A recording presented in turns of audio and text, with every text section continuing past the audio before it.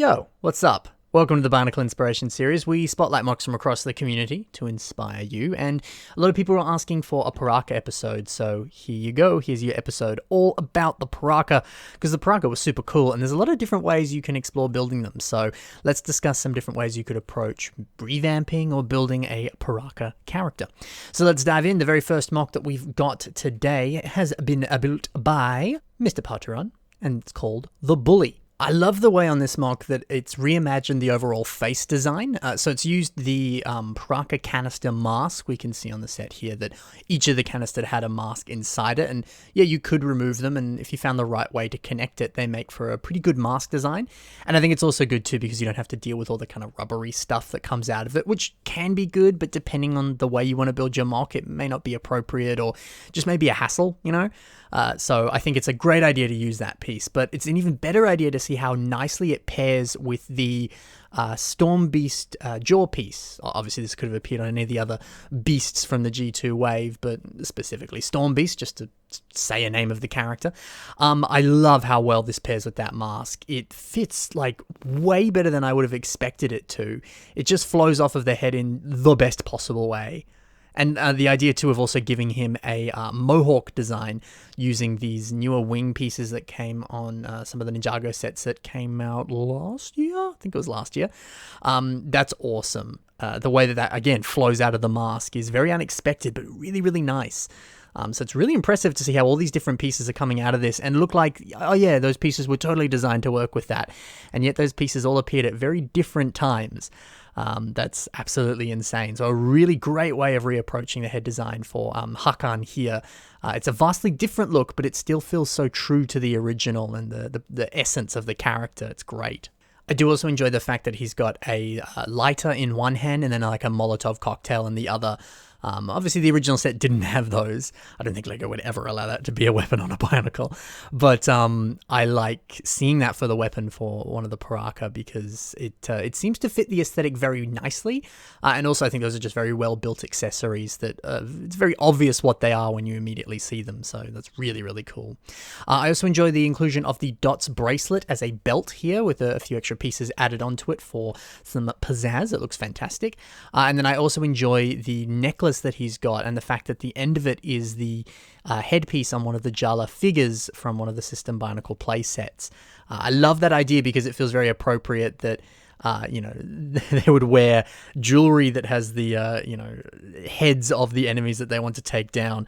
And you could use it as some sort of like taunt before you enter battle of like, look, I'm wearing your head on my chest, That's a really fun idea. And again, very fitting for the character. I think that's awesome. Now we'll go to a mock by J6 Crash, and this is Zaktan. So what I like about this is how subtle this revamp is for the character. Giving Zaktan a more custom torso here instead of just using the typical like prefab Piraka torso piece, I think is very smart. The fact that this torso is a bit more V-shaped, it gives it a bit more of a sinister and sharp aesthetic. And I think it also feels a lot more appropriate for a villain. The broader shoulders that the set had, I think worked. But I don't know, when you see this here, it just seems more almost snake-like, I suppose. I don't know, there's something about it that just, whenever you look at the anatomy of any villain from like a Disney movie or anything like that, or more sort of like over-the-top villains from cartoons that are drawn in specific ways so they really look evil, they probably have a similar body shape to this. So I like the attention to detail there, and I think it's always so interesting to see how much the slightest lines or angles on a shoulder design or any part of a body can actually communicate so much and really amp up those bad guy vibes, which is exactly what we're seeing here. That's great. I think, too, the digitigrade leg design that he's got here is really nice. I think that's another great way of making a character look a lot less human and a lot more monster-like, I guess you could say. And I mean, all you have to do there is just add a very small third joint in the middle and then, rest it on that angle there and you get that kind of Z shape there. So love how that's done. I also quite enjoy the simplicity of this revamp. The fact that it's really just the torso and I guess kind of the legs and, maybe a few other little areas here. But for the most part, it's pretty similar to the actual set. It's nice to see a revamp that uses only a few extra pieces, but still changes the look very nicely. I think this is a really approachable way of revamping a Piraka if you're really limited on pieces, but you still want to do something extra and special. This is a really great way of doing that. So love how this has been done here. Let's go to the next one now. This is by Smooth Jazz, and this is Skorak the Electric Piraka. So right off the bat, something that really grabbed me about this is I love seeing the G2 skull mask being used here on a Piraka mock. Now, obviously, this is the super duper rare, expensive Comic-Con version of this mask, which, look, maybe you have it in your collection, but chances are you probably don't because it's not as easy to come by, and if you want it, you got to pay a lot of money. But it kind of took me by surprise how similar this looks to a Piraka head or mask. I don't know, do you still call them masks for a Piraka? I feel like that's just a blanket term that we call everything masks, but I thought that was more just their face. But it looks very similar to the Piraka face. The teeth area of this skull kind of looks similar to the white teeth that you see on the Piraka, but it still looks noticeably different, And I think that's a really great alternative for a Piraka mask. Maybe in your collection you don't have any, but you've got a bunch of G2 pieces. Maybe use this mask because it kind of still communicates very similar things. And I think it is a lot more toned down than the original Piraka. When you look at the Piraka, they're kind of a little bit over the top, but that was the point. I mean, that's why they have a rap called Yo-Yo Piraka, right? They're over the top. But, if you want to go for a more sort of tonally different look or, like I said, you just don't have any Piraka pieces, I think this works really, really well. The color scheme's also cool, the way that there's all these different translucent pieces scattered all throughout the body. It feels like electricity's coursing through it, and you can really get the sense of the elemental power of this character. So I think that's just a nice way of doing it, and those two colors contrast very nicely together. So enjoy seeing that there. And I also enjoy some of these wire details on the body and how they also sort of flow into the weapon too. I think, again, that continues that, power coursing through their body aesthetic. And tubes are a nice thing to just put on Bionicle mocks. I think 9 times out of 10 it always works pretty well. So great to see that there, and just an awesome revamp that's still kind of captures the essence of the Piraka, but in a way that barely uses any Piraka pieces. That's great to see. Let's move over now to the next one. This is by Mechax 1337, and this is Reran. Now, what I like about this is just a big hulking Piraka. There's something very pleasing about that, I think. Again, it's an aesthetic that I think works for the Piraka, but most of the sets were a little bit more on the scrawnier side, or just the typical normal proportion side, I suppose. But nice to see a beefcake Rakshi that's very appropriate. I also enjoy the mask too. Now, obviously it's a dark blue Piraka mask, and this one is a digital render for this mock, so don't know how easy it is to actually physically get that mask, but I'm sure it could be 3D printed, or you could make something similar yourself if you know how to use a 3D printer and design that sort of stuff. But regardless, what I like about it is that you could have used Vizok's mask, the blue Piraka there, but because the mask is dark blue, just like this. But then it maybe would look too much like Vizok. So, I don't know, that's something I like about when people use custom masks, is the fact that it then takes on its own unique personality and look. If you have to adapt a mask that's used for other characters, you could get it confused with the character that the mask is, originally made for, right? So it's nice to see a custom mask, because then this mock takes its own personality and own unique look. So I don't know, if you're looking for a more unique personality, or a more blank canvas, I suppose, that you can impose stuff onto, maybe a custom mask is a better alternative for that, because less people have used it, and it won't actually be, stepping on the toes of any official sets or anything. I don't think it's always inherently a problem. I mean, there's certain masks that get used a lot, like the Avoki, or I guess even like the Krakan. Tahu's mask gets used a fair bit too, But then there's other masks, like even some of the Star Wars Ultra Build helmets, that you can kind of get away with it because it's a little less obvious who it is. And even some of the Bionicle G2 masks maybe don't get used as much, and you could get away with. But it's just up to picking the right pieces or taking a custom route, but it's totally up to you. But I also love the color scheme on this character here. The orange and dark blue work very nicely. And I love seeing the orange Nex 3.0 masks being used as shoulder pads here. That's a really nice aesthetic. And the spikiness of it certainly fits in with the sharper angles of the lower arm. That's nice to see how those two are paired together. And I also enjoy this box art here. It's a fun challenge to be able to design that if it's something that you're able to do, if you've got the editing skills to do that. I've done it before, so maybe that's something to consider doing yourself. On to the next mock now. This is another version of Zaktan, but this time it's by Evernetics. And what I like about this is it says in the description on Flickr that this is an alternate universe where the species of Skakti, which is what the Piraka are, were never created, and Zaktan instead was created as a Toa.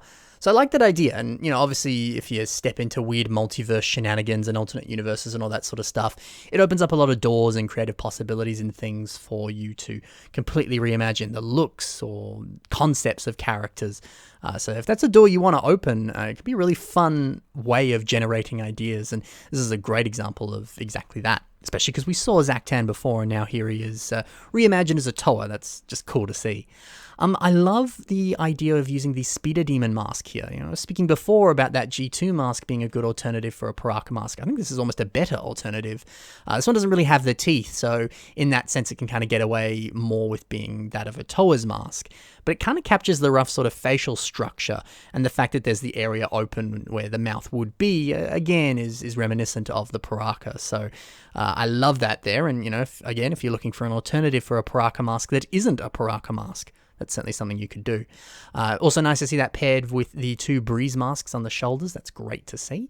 I also enjoy the inclusion of the waist cape here. This is the Boba Fett cape from the Boba Fett Ultra Build set.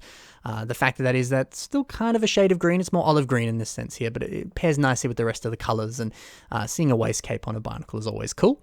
And finally, I like the way that the crotch kind of blends in with the Chima torso piece here. Just some nice shaping going on there, and 2 pieces sort of blending one into the other, which is always a nice thing to see. So a great way of reimagining this character in Toa form, and picking all the right pieces to get that done. That's really nice to see. The final mock now is by Ivan Martinov, and this is Piraka Mecha. What's so cool about this is how much it captures the look of a Piraka, and yet seems to use no pieces from the Piraka. I love that. The more slimmed down, skinny look for this character, I mean, looking at those legs, they're basically 1 stud long, but it just works so well. There's something surprisingly cute about his smaller size, but again, it seems to fit the vibe of the Piraka very, very nicely. I spoke before about how I liked the beefcake version of the Piraka that we saw in the previous mock. But yeah, it's great to see him really doubling down on that aesthetic here. It works really, really well. I also enjoy the reimagined version of the Zamosphere launcher. The fact that now the Zamospheres are ball joints and it's really scaled down to a smaller size, that's really impressive. And using that translucent...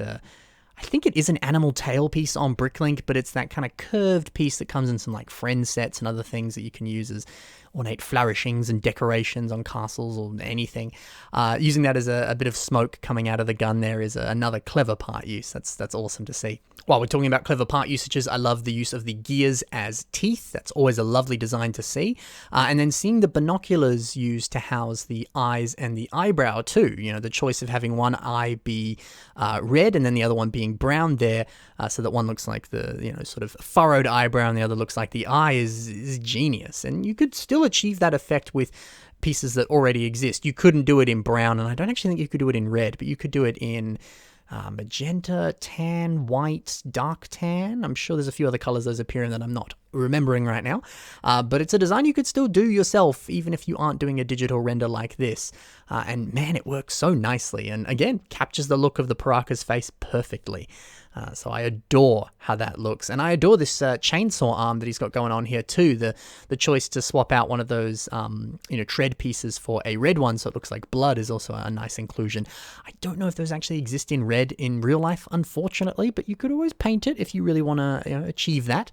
But still, lovely inclusion here, and a great way of capturing the essence of a Piraka. Again, using basically no pieces from a Piraka. This is really, really special, and just has such an electric personality to it. I love seeing it. So that's it for some Piraka today. Hopefully you got a little bit inspired. And stay tuned for more Bionicle Inspiration Series episodes coming soon. And all sorts of other videos coming to the channel very soon. So check the links in the description to see some of the mocks that you saw in today's video. And definitely check out some of the other things these builders have done. You'll definitely enjoy yourself if you do. Also check the links in the description to see my own social media, where you can check out some of the builds and different things that I've got going on. And the submission email is also in the description below. So if you've got any mocks that you want to see on the show, you can submit it to that email and I'll do my best to feature it very soon. Thank you for watching, guys. Happy building and bye for now.